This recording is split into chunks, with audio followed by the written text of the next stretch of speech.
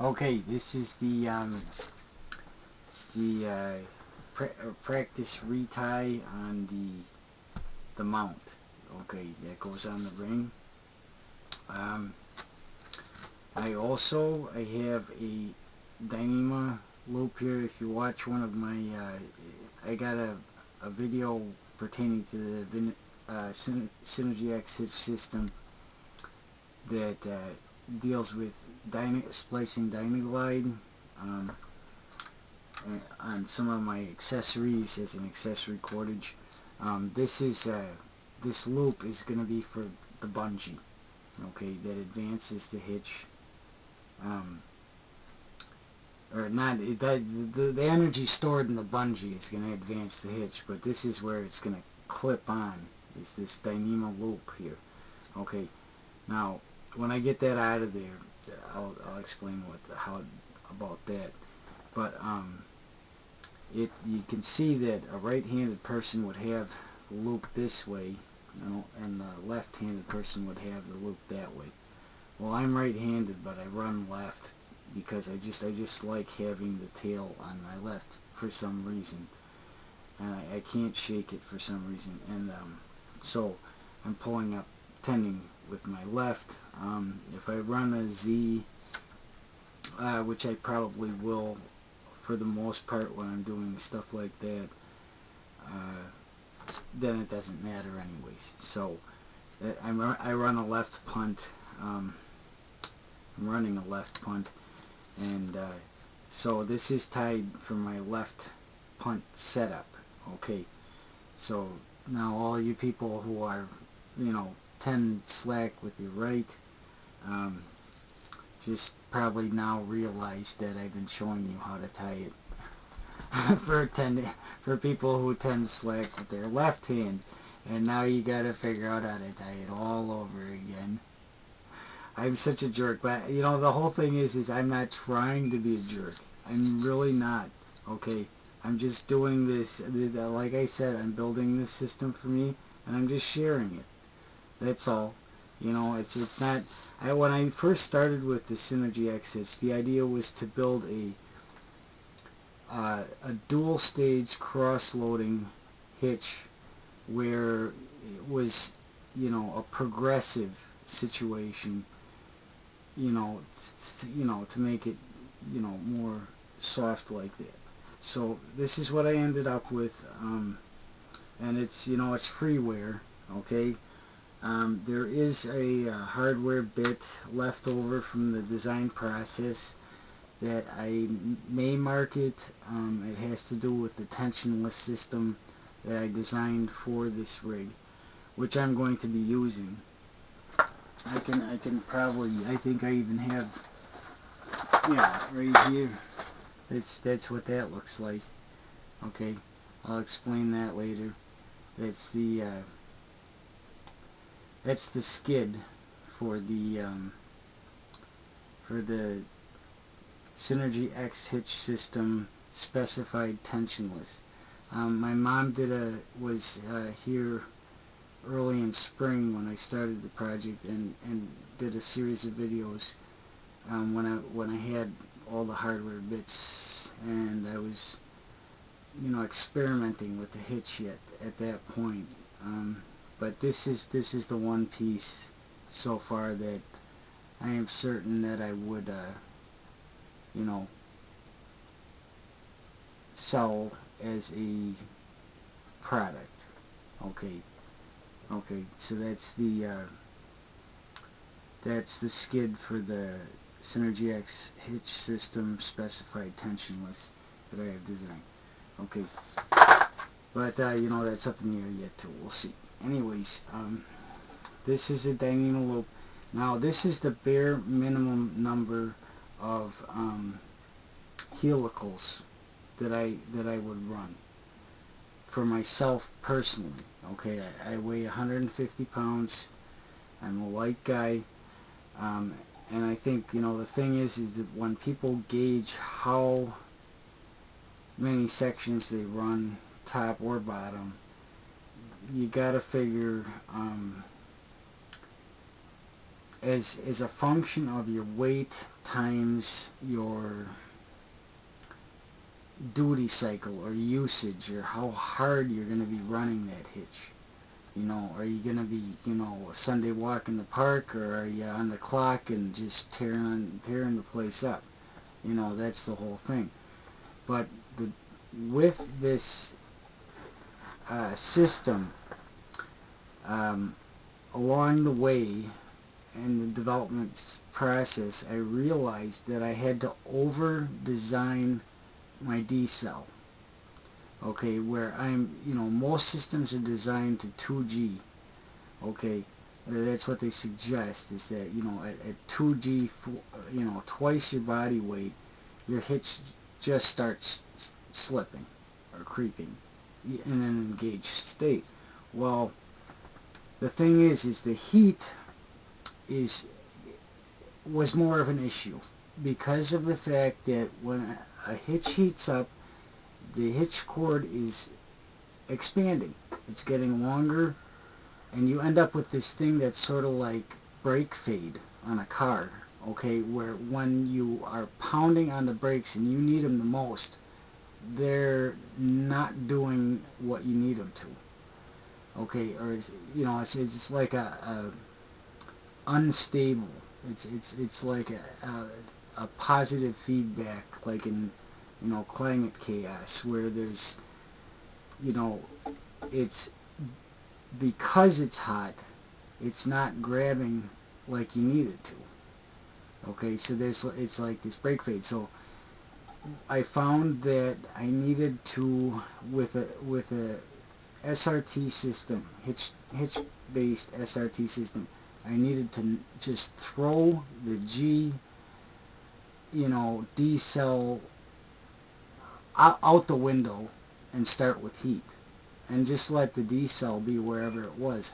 And that's kind of where this mount came from. Okay, so now I you know, to get people to understand why this mount is here is because you do, depending on how you're going to run this thing, and sometimes you're up in the tree and you gotta get down fast. Okay, you got a number 2, you know, or something like that, or you got, you know, you know, I've heard of people getting having some bees coming at them, and they got to get down fast. Okay, well, you know, bees are one thing, but hitting the ground doing freaking 35 miles an hour is another thing, or 40. You know, that's the whole thing. You want to be able to stop at the end of your repel. You know, you're doing a fast repel. This is all heating up.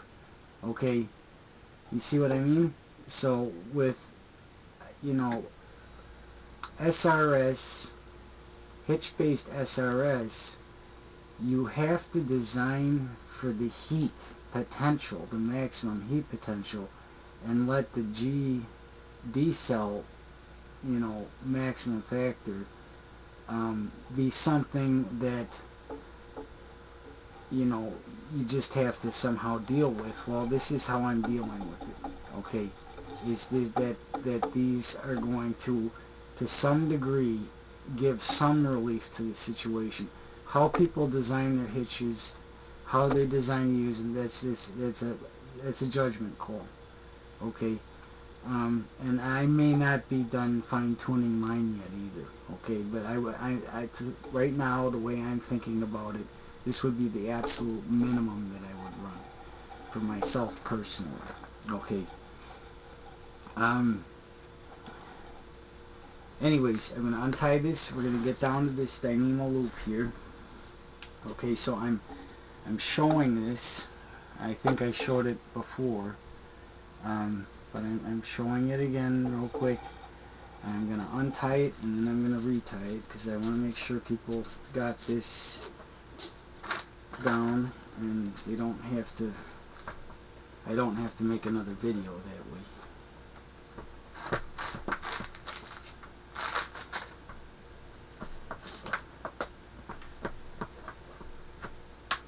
Okay, so we're stripping down here to the base of the last helical, pulling out the arbor string. Okay. Now here's the arbor string with the Dyneema loop on it. This is a grog loop. Okay. Done with Dyneema Dynaglide. It's New England Dynaglide Dyneema throw line. Okay. It's a hollow braid. It's spliceable. I talk about that in one of the other Synergy X Hitch videos,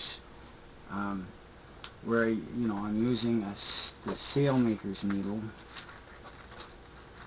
What did I do with that? I need to find it. I might do a little short clip on how to do that. Okay, yeah. Okay, so I'm going to get on with this.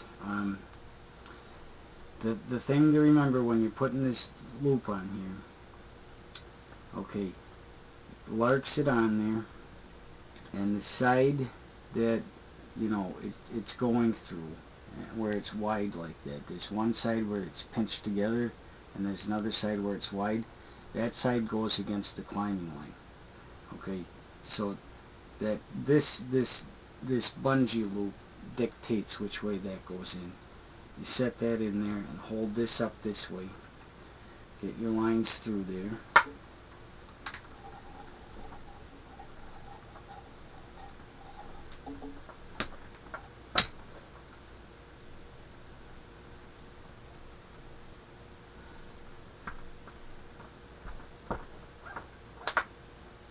Okay, flip it over. I'm flipping it over. I'm just doing it where I'm tying it, and you kind of see what I'm doing.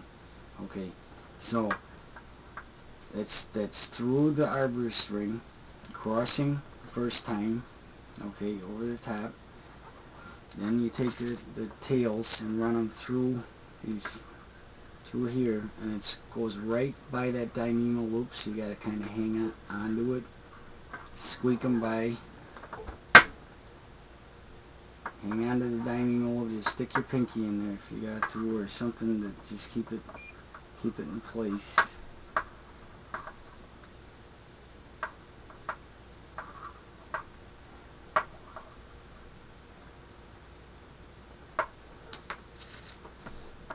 Okay, so you get that far, and that's kind of, I think, where I started walking off of the camera and the other one.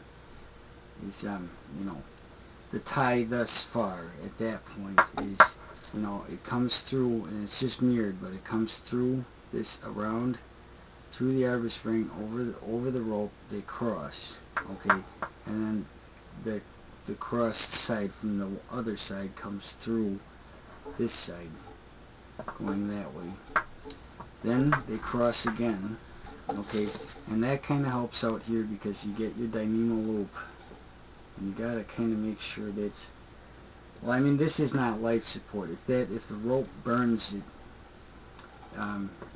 it's not gonna hurt you or nothing. But try to get that centered over the rope as best as possible. I might come up with a better solution to that, but for now, that's what I have here. Okay, and then you cross these again, okay, over the bungee loop, hook up point, and then you go through this.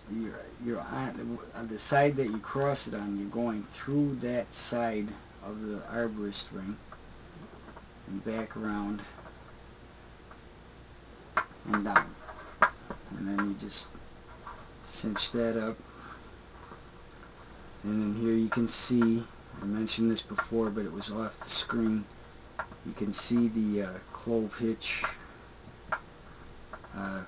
layout here: incoming, outgoing, crossover, and but this loop you can see the other one's buried, locked around the other one.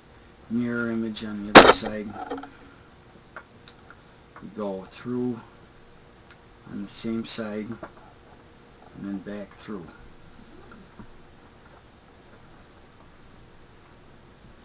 And down.